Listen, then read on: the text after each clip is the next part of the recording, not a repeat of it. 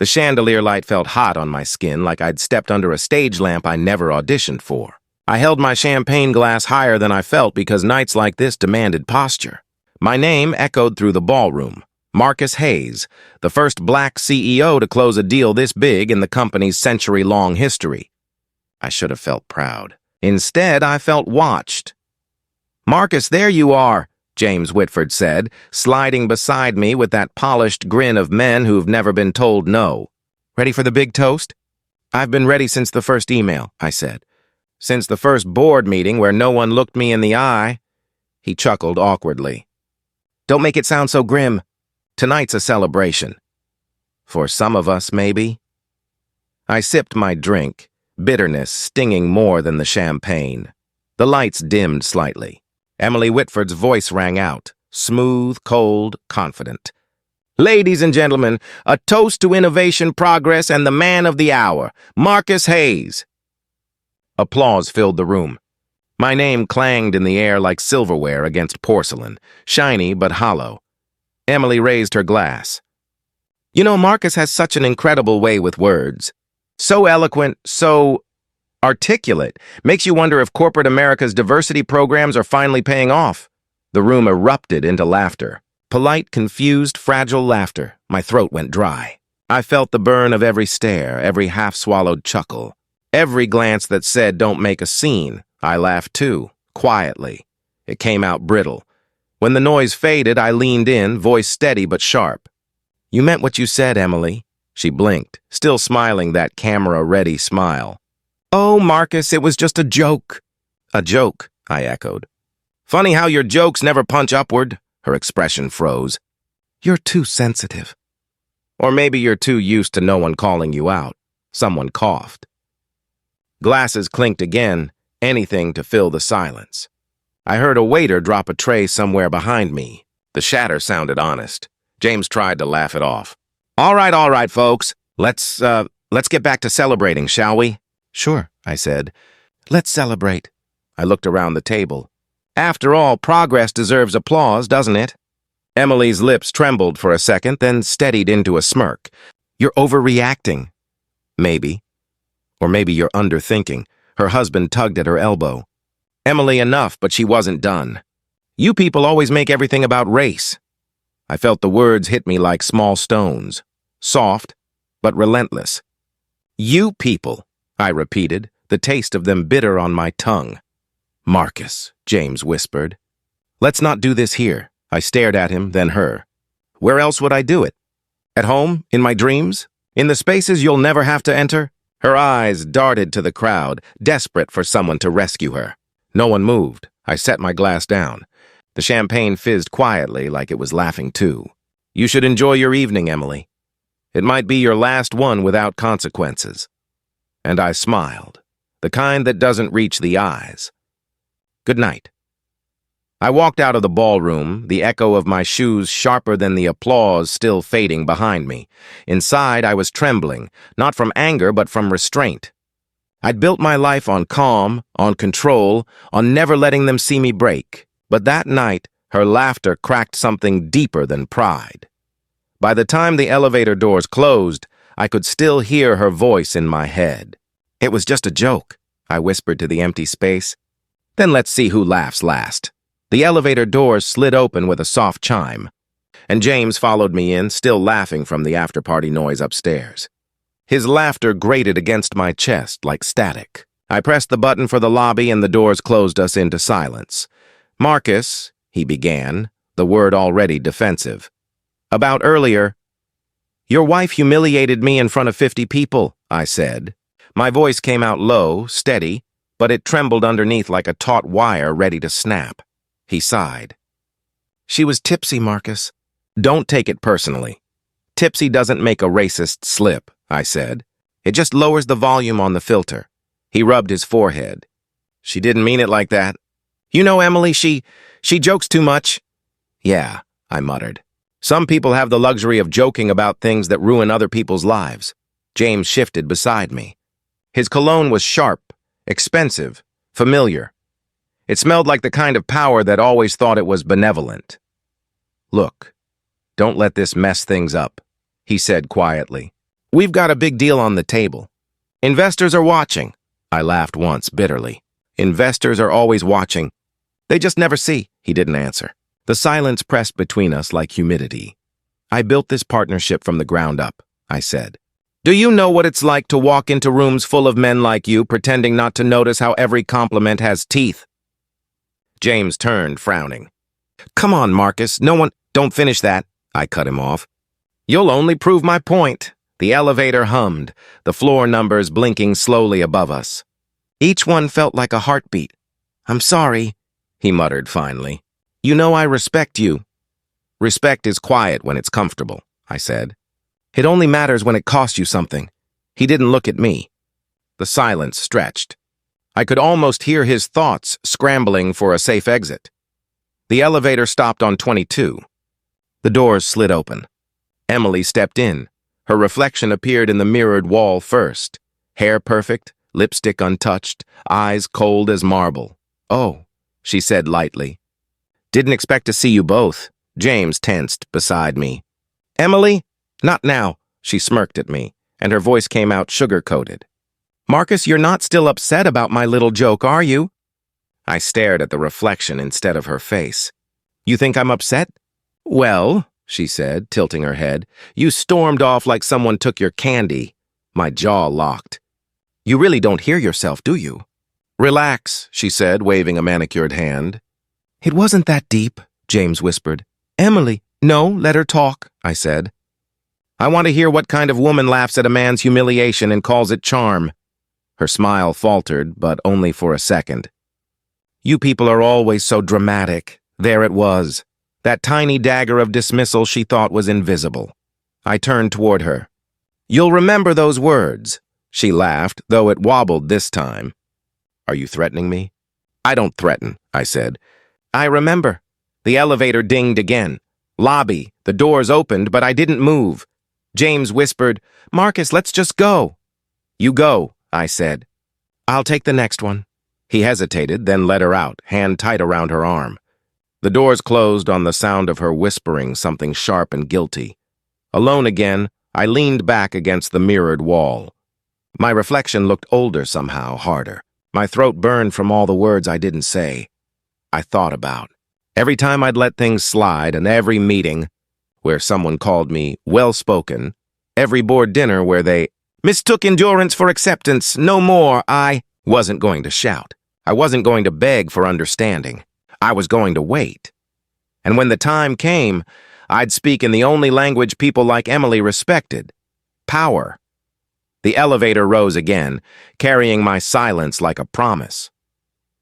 When I walked into the office that morning, the air was wrong. Softer, heavy with unspoken things. Conversations that died mid-sentence as soon as I stepped into view.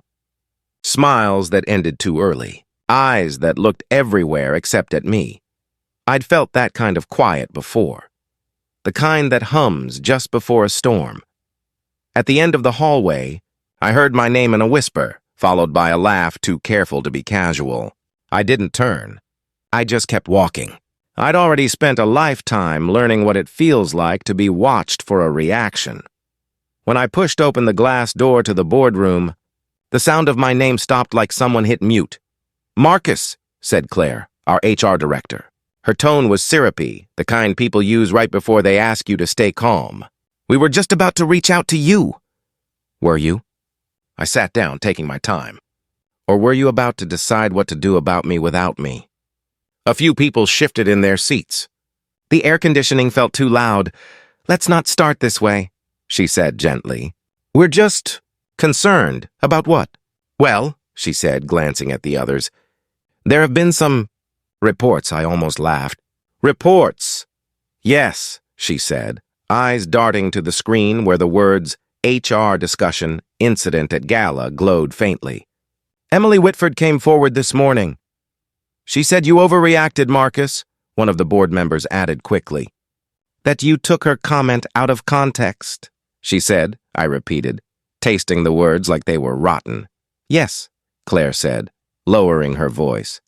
That you made a scene. I leaned back. Interesting. Because the scene was built around her laughter. No one replied. A man at the far end of the table cleared his throat. "Marcus, you have to understand." "I understand perfectly," I said. "You'd rather believe the story that's easier to stomach." "Marcus," Claire tried again. "No, it's fine," I interrupted. "I get it. I've been here before. The jokes, the silence, the explanations. You all need it to make sense in your world. That I'm overreacting, that she didn't mean it, that the problem isn't racism, it's my sensitivity." "Marcus, that's not fair," another voice said. "We're on your side, are you?" I asked quietly. "Because from where I'm sitting, you're on the side that doesn't want to lose donors." A tense pause. Then someone tried to smooth things over. "Look, everyone knows Emily can be a little tone-deaf sometimes. Maybe it's best to just let this cool off." "Let it cool off," I repeated, staring at the condensation running down my coffee cup. "That's what you do with truth. You refrigerate it until people forget it's there." Someone chuckled nervously. "Marcus, come on, no one's against you," I met his eyes. "You don't have to be against me to be part of the problem." Silence again. This one lasted longer. It settled like dust over every polished surface in the room. I could hear the faint hum of the city below us, the sound of cars and ambition and noise that didn't care what color I was. I envied it. "Marcus," Claire said finally, her tone more careful now. "I think what everyone's trying to say is that this can be resolved internally. We don't want this to escalate." "I'm sure you don't," I said. "Because escalation means accountability." Her smile faltered. "That's not fair. I'm not trying to be fair," I said. "Fairness is a myth people like to tell themselves when they have the luxury of being comfortable." I looked around the table. Every face pretended to be neutral, but I could feel the guilt sweating through their suits. "Do you know what it feels like?" I said slowly. "To stand in a room full of people who laugh at your humiliation? To hear your worth reduced to a punchline, and then be told you imagined it?" No one spoke. Not even Claire. "I'm not angry," I said finally, voice soft enough to make them lean in. "Just disappointed at how predictable this all is." I stood up. My chair scraped against the floor, sharp, final. "I'll handle this my way." "Marcus, please." I turned to her. "No meetings. No damage control. You can tell Emily I heard her apology before she ever said it. And I declined it." I walked out before they could respond. In the hallway, my reflection in the glass caught up to me, a face too composed for the storm inside. My pulse was slow, steady. I'd learned that control wasn't the absence of fury. It was the mastery of it. Behind the conference door, I heard muffled voices again, whispers. My name passed from mouth to mouth like currency. Let them talk, I thought. Words had built their world. Mine would unbuild it. Lana burst into my office before I'd even looked up from the morning reports. Her voice trembled. "Marcus, it's everywhere." I blinked. "What is?" She swallowed hard. "The video from the gala. Someone filmed it. Emily's toast, your response. It's all over Twitter, LinkedIn, everywhere. For a second, I couldn't move. Then I felt it. A slow, quiet pulse beneath my ribs. Not panic, not fear. Something colder. "Show me." She handed me her phone. There I was on screen, standing in that golden ballroom. My smile polite, and my patience barely alive. Emily's voice echoed, "Makes you wonder if diversity programs are finally paying off." Then came my line. Calm, sharp, too steady for how much I'd been shaking inside. "Funny how your jokes never punch upward." The clip ended with silence, the kind that condemns louder than shouting. "Views?" I asked. 7 million, and climbing. Comments? Lana hesitated. "Half are calling you a hero. The other half, well, you can guess." I nodded slowly. I always can. My phone started buzzing before I could hand hers back. "Unknown number." I knew that voice before she said a word. "Marcus, please," Emily said, breathless. "Can we talk?" "Talk?" I leaned back in my chair. "That's new? This is ruining me," she blurted. "My inbox is full of hate. The sponsors, they're threatening to pull out of our foundation. You have no idea what this feels like." "Funny," I said. "That's exactly what you tried to do to me. Only in private." "I didn't mean it like that," I laughed softly. "You meant it exactly like that. You just didn't mean for people to hear it. Marcus, please, she said again, her voice cracking now. You know me. I've supported diversity initiatives for years. Stop, I cut in. Don't weaponize your donations. You don't get redemption through tax write-offs. There was silence on the line, broken only by her unsteady breathing. Are you enjoying this? She whispered. No, I said quietly. But I am. Relieved. Relieved? That the world finally heard what I've been hearing my whole life. Marcus, Save it, I said. You're not calling to apologize. You're calling to manage the fallout. Her voice turned sharp again. Do you realize what this does to both of us? To the partnership? I do, I said. And I'm fine with that. I ended the call before she could answer. Lana looked at me from across the desk, hesitant. You okay? I met her eyes. No, but I'm done pretending I am. She nodded slowly, then glanced at her tablet. Rachel Moore from the Tribune has been trying to reach you all morning. She says it's about the video. Patch her through. Within seconds, a calm, steady voice filled the speakerphone. Mr. Hayes, thank you for agreeing to speak with me. Didn't agree yet, I said. But go ahead, she chuckled softly. Fair enough. The videos sparked a national conversation. Corporate racism, performative allyship, leadership accountability. Everyone wants your side of the story. My side? I said. The camera already caught it. I mean your thoughts, she clarified. Do you see this as revenge? I paused, staring at my reflection in the dark screen of my monitor. It's not about revenge. It's about being seen. Rachel's tone softened. Seen? For years, I've had to measure my tone, my posture, my smile, just to make other people comfortable in rooms I earned my place in. One woman's joke became a megaphone for what's been whispered for decades. Some say you embarrassed her intentionally, she said carefully. I didn't embarrass her, I replied. Her words did that. There was a short silence. I could tell she was taking notes. Do you want an apology from her? She asked. I want understanding. But that's harder to get than an apology, she exhaled. That's powerful, Marcus. Really powerful.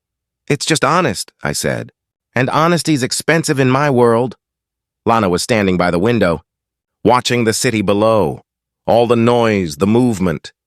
The same chaos that had built me and scarred me both. Rachel's voice came again, gentle but probing. What happens next for you? I don't know, I said. Maybe nothing. Maybe everything. But I know one thing. Silence isn't survival anymore. The call ended soon after. For a while, the office was quiet again, only the hum of the AC and the distant city hum. Lana turned back to me. It's strange, isn't it?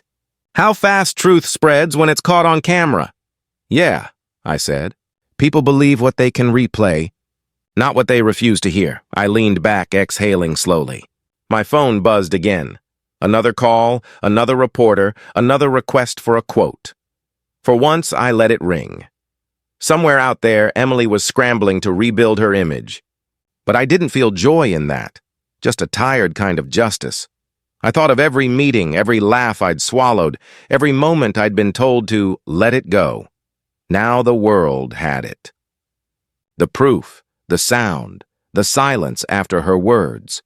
For the first time in a long time, I didn't have to explain the pain. They heard it for themselves. The studio lights were hotter than I expected. I could feel them on the back of my neck, like judgment pretending to be warmth. The host smiled at me, too wide, too rehearsed, and adjusted his cue cards. The audience waited, buzzing like electricity under glass.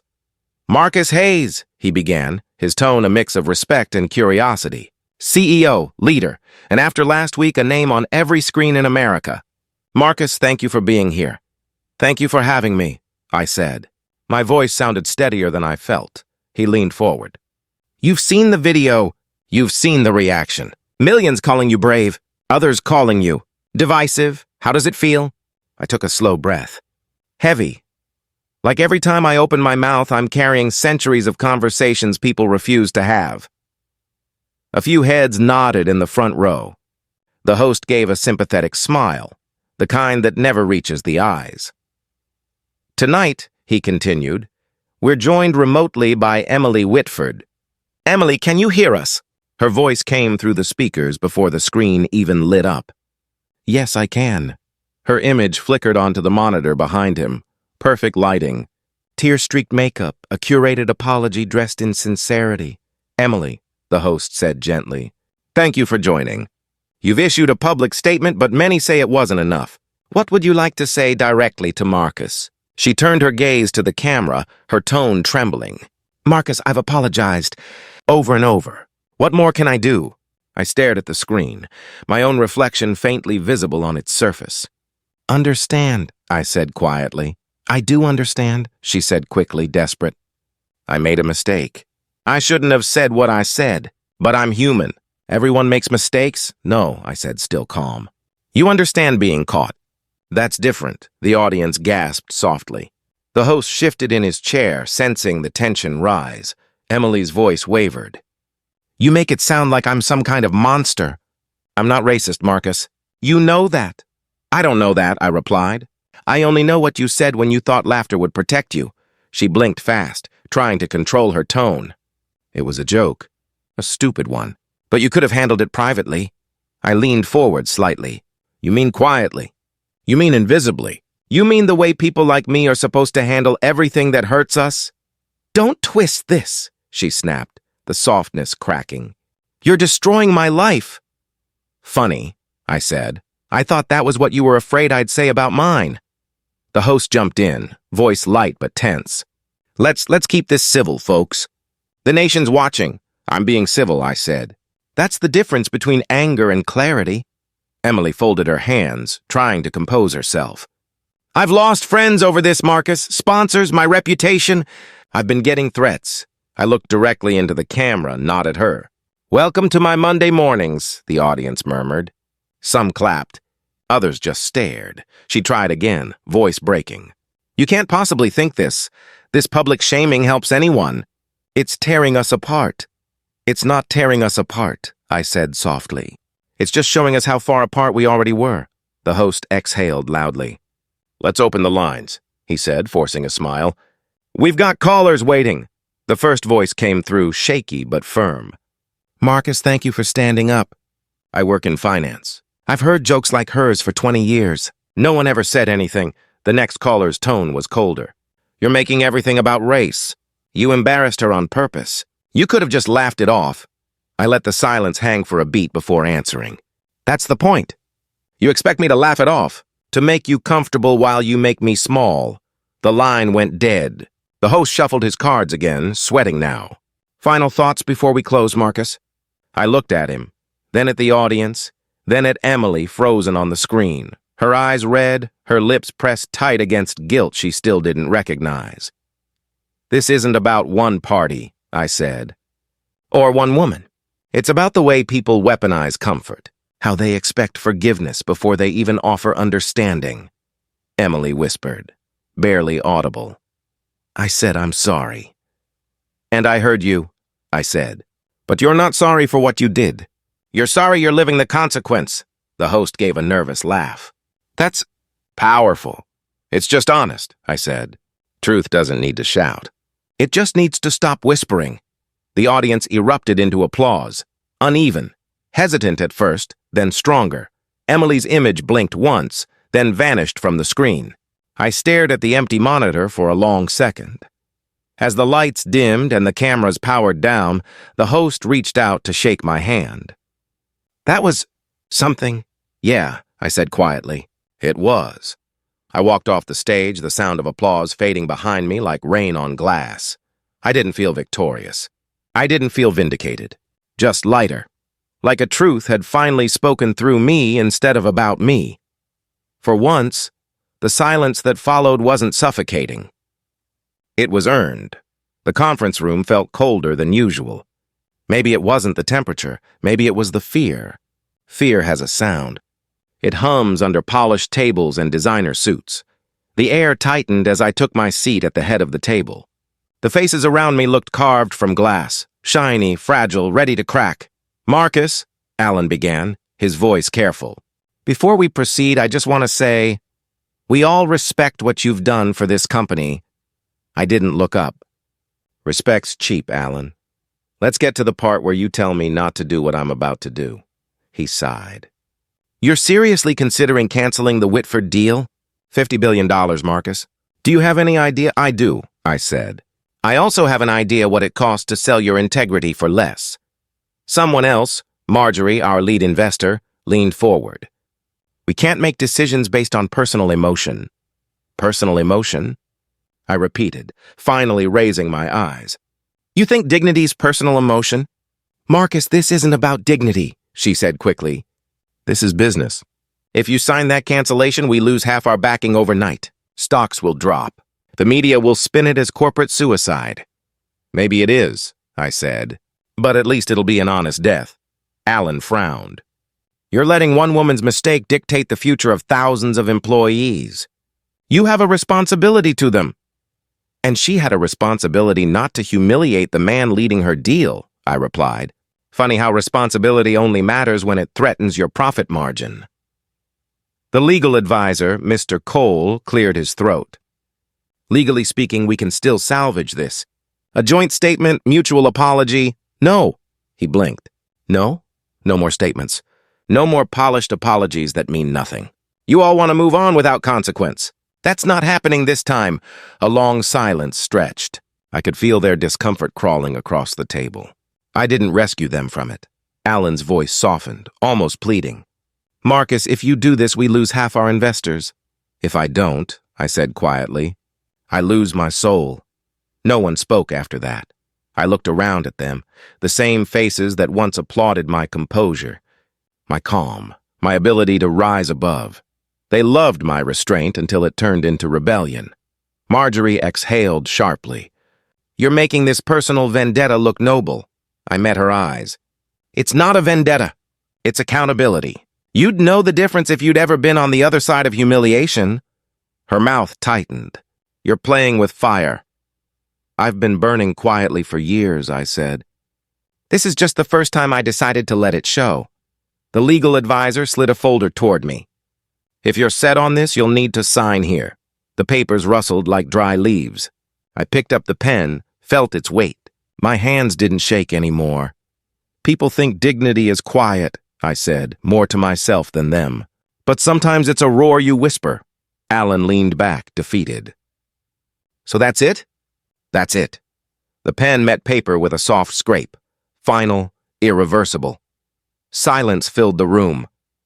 Not the kind that invites peace, the kind that buries truth under discomfort. I looked up at them, each one frozen in place, pretending to hide their panic behind professionalism. You can all relax, I said. The company won't collapse overnight, but maybe the illusion of decency will. No one answered. As I stood, I noticed the smallest tremor in Marjorie's hand as she reached for her glass. Fear or maybe guilt. Both looked the same on her. Alan finally spoke, voice hollow. What do we tell the media? I turned to the door. Tell them the truth, I said, that we decided not to do business with people who laugh at the cost of a man's humanity. I walked out before they could respond. In the hallway, I paused by the glass wall overlooking the city. New York sprawled beneath me, alive, relentless, indifferent. For years, I'd been told to choose calm over confrontation, composure over truth. But in that moment, I felt something close to peace. Not because I'd won, because I'd stopped losing myself to silence. When the door closed behind me, their muffled voices rose again, scrambling, worried, spinning. But I didn't listen. I'd already said everything that needed to be said. The reporter's voice buzzed faintly through my phone. Mr. Hayes, have you seen the headlines? Whitford Enterprises is collapsing. Investors are pulling out. Her husband filed for divorce this morning. I've seen them, I said quietly. She claims she's being destroyed by cancel culture. She's requesting an interview. Not interested. He hesitated. You sure? It's quite the story. I'm not a story, I said. I'm a man who got tired of pretending silence was grace. I hung up before he could answer. By the time I reached my office, Emily was waiting inside. Her presence hit me like static, sharp, unwanted, familiar. She looked thinner, eyes rimmed red, voice trembling. Marcus, she said. Please don't call security. I wasn't going to, I said. You've already lost enough doors that were open to you. She flinched. I needed to talk. Face to face. You've had plenty of faces, I said. You just never cared to look at mine until now. Her breath caught. Please, you win. Just stop this. I felt something tighten in my chest. Not satisfaction, not pity, just exhaustion. I never wanted to win, Emily. I wanted you to listen. I'm listening now, she said, desperate. No, I said softly. You're pleading. Listening happens before the damage. Her voice cracked. You don't understand what it's like. The messages, the threats, the people I thought were friends turning on me. I understand perfectly, I said. You're just living a smaller version of what people like me have survived forever. She stared at me, her mascara smudged like bruises. I made a mistake. A stupid, stupid mistake. But you could have stopped it from getting this far. You mean I could have protected you from the truth? I said. Yes, she blurted, then caught herself. No, I mean, you could have been kind. I almost laughed. Kindness? You think what I gave you that night wasn't kindness? I could have destroyed you on the spot. Instead, I walked away. And still you found a way to paint yourself the victim. She shook her head. That's not fair.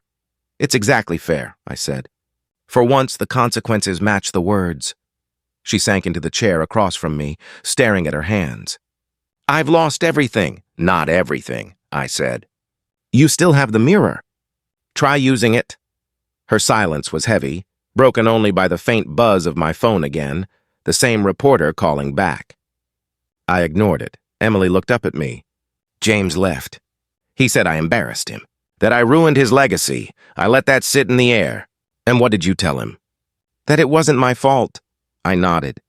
Of course you did, she straightened, her voice rising, brittle but defiant. I didn't mean to hurt you.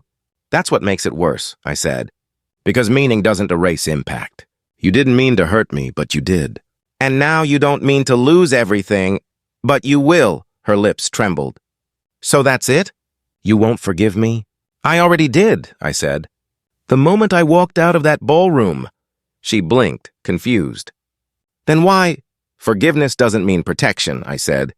It just means I'm done carrying you. She stood abruptly, hands shaking. I've been humiliated, Marcus, publicly. Doesn't that satisfy you? No, I said. Because humiliation doesn't teach. It just breaks. And I'm not interested in breaking you. Her voice fell to a whisper. Then what do you want from me? To stop pretending you don't know what you are, I said. She covered her mouth, a choked sound escaping, half sob, half denial. You don't have to be cruel. I'm not being cruel, I said. Cruelty is what you called a joke. She stared at me for a long time, eyes wet, voice barely a thread. You're not the man I remember. I was never the man you thought I was, I said. You just mistook silence for obedience. For a moment, neither of us moved. The weight of everything unsaid pressed against the glass walls, the city sprawling behind her, her old world still glittering, even as hers dimmed. Please, she said again. Tell them to stop. The reporters, the backlash. They'll listen to you. Maybe they will, I said. But I won't ask them to. Her face hardened, a last flicker of pride. You'll regret this. Maybe, I said. But at least my regret will be honest. She turned to leave, then stopped at the door. You could end all of this with one statement. I already did, I said. When I told the truth, the door closed behind her. I didn't watch her go. I sat there for a while, staring at the city lights, listening to the faint echo of her voice fade down the hall. There was no triumph in me. No revenge, just a quiet stillness that felt like justice. I whispered to the empty room. You never listened when I spoke softly. So the world had to shout, and for once I didn't feel small. I just felt done. The stage lights weren't as harsh this time. They didn't feel like interrogation. They felt like truth. I could see faces beyond the glare, students, executives, dreamers, skeptics. Rows of them waiting for words. My words. Funny. For years, I'd been told to keep them measured, polite, professional. Now the world wanted to hear what my voice actually sounded like. I took the microphone and waited for the applause to fade.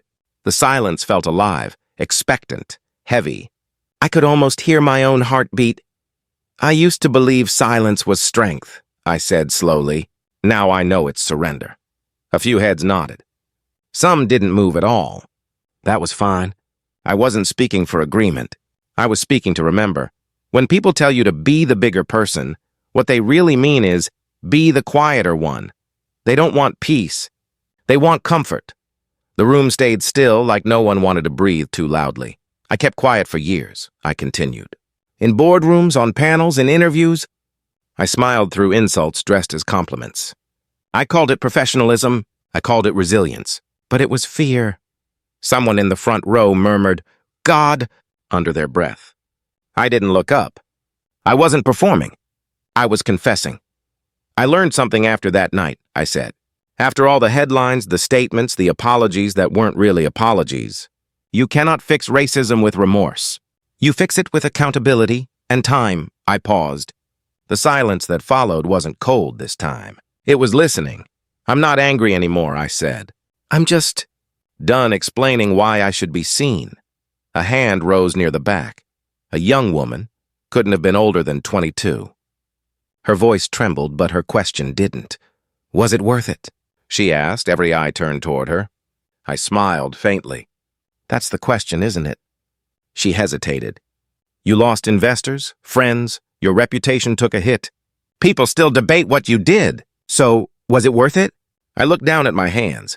The same hands that once shook when I held a pen over that contract. Now they were steady. Every bruise, I said softly, is a reminder. But I still stand. So yes, it was worth it. The audience went quiet again, but it wasn't the silence of discomfort anymore. It was reverence, recognition. I took a slow breath and looked across the room. I'm not here to be inspirational, I said. I'm here to tell you that progress isn't polite. It's uncomfortable. It offends. It costs. A man in the second row leaned forward. How do you keep going when people refuse to change? I stop trying to convince them, I said, and I start building with the ones who already believe. He nodded, eyes wet. You know, I added, people call what I did brave. It wasn't bravery. It was exhaustion, the kind that pushes you past pretending. And once you stop pretending, you can't go back. A few soft claps broke through, then more. The sound grew uneven but real. I raised my hand gently and it quieted again. I don't want applause, I said. I want reflection. If you leave this room and still think comfort is the same as peace, then you didn't hear me. My throat tightened, but I kept my voice steady. I'm not asking for perfection. I'm asking for honesty, because the world doesn't change through policy or PR. It changes through conversation. The hard kind. The kind that makes your stomach twist and your voice shake. I let out a small breath and smiled. Not the kind I used to wear for cameras, but a real one. The truth doesn't need volume. It just needs courage. The applause came again, this time rising like a tide. I didn't move right away. I wanted to feel it. Not for ego, but for proof. Proof that the silence I'd broken had built something instead of destroyed it. When it finally faded, I stepped away from the podium. The young woman who'd asked the question caught my eye and mouthed, "Thank you."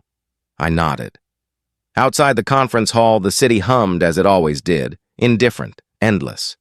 But for the first time in a long while, I felt like the noise around me wasn't drowning my voice. It was echoing it. The envelope sat on my desk like something alive, thin, white, trembling in the draft from the open window.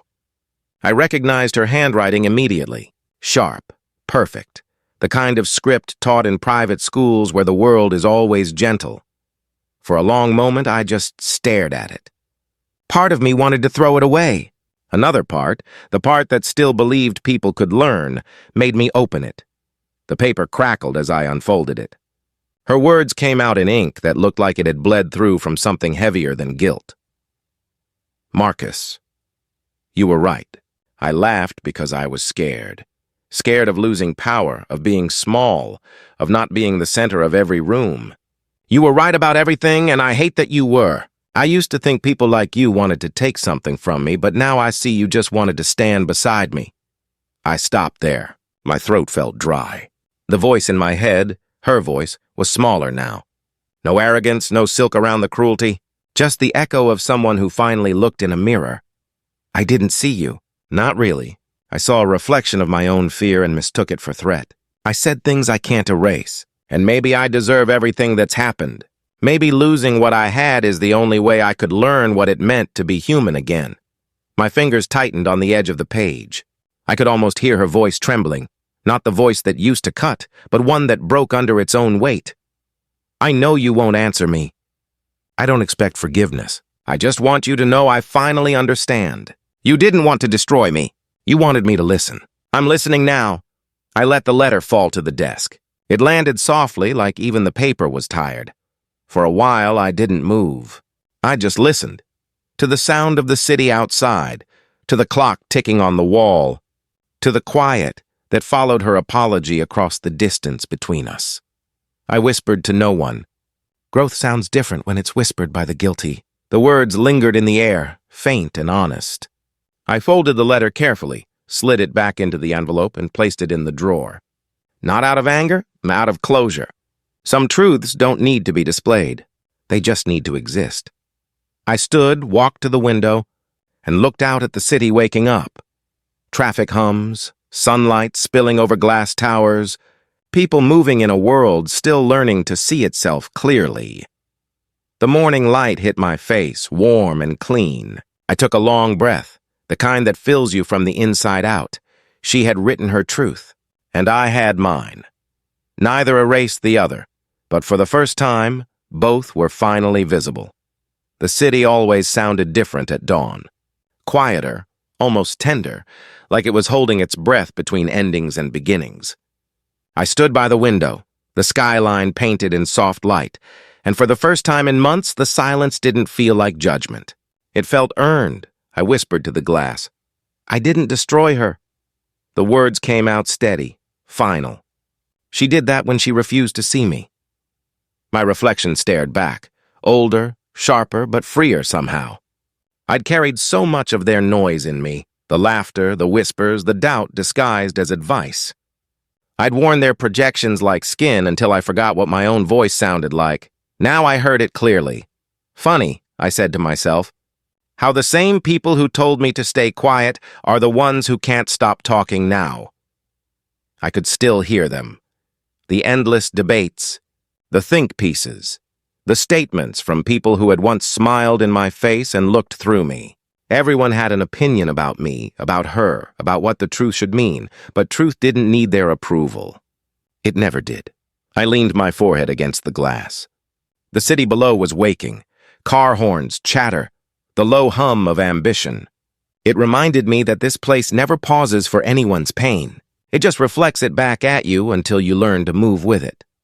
For a while, I spoke to the reflection the way I used to speak to my thoughts. You did it, I said quietly. You stood your ground without shouting. You burned nothing that didn't already carry its own match. A laugh escaped me.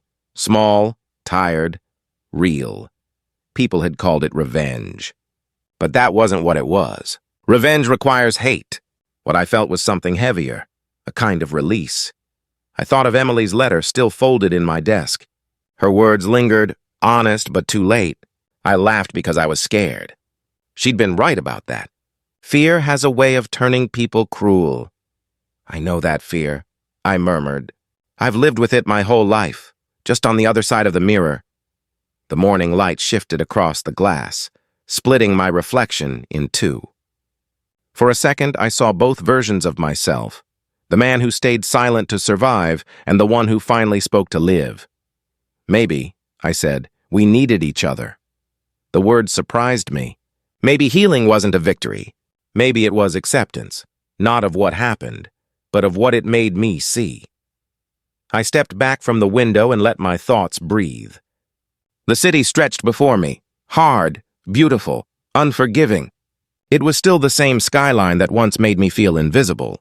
Now it felt like witness. In the end, I said aloud, words built this. I paused. Words broke this, another breath, and words healed me. The quiet answered back, soft but sure.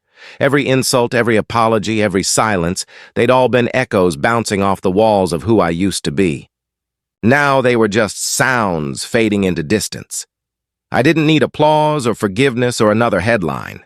I just needed this stillness, this clarity, this proof that I could look at my reflection and not flinch.